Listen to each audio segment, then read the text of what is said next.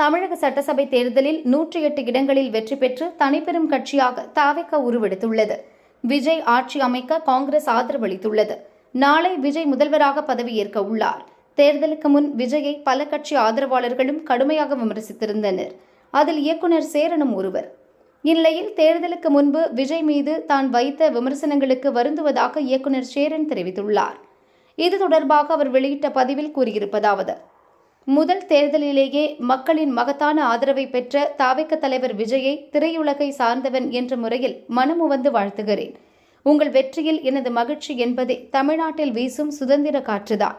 எந்த கட்சிகளின் பிடியில் சிக்கி இத்தனை வருடம் தவித்தோமோ அந்த பிடியில் இருந்து விலக்கி என்னையும் மக்களையும் இளைப்பாற வைத்தமைக்கு நன்றி.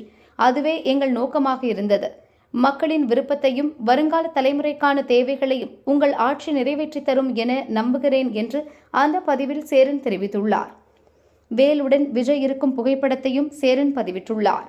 வீரவசனம் பேச இது அரட்டை அரங்கம் இல்லை, மக்கள் களம் என்றும் மனசாட்சி இல்லைனா நீங்கள் மக்கள் தலைவனா எப்படி மாறுவீங்க என்று விஜயை சேரன் விமர்சித்திருந்தார்.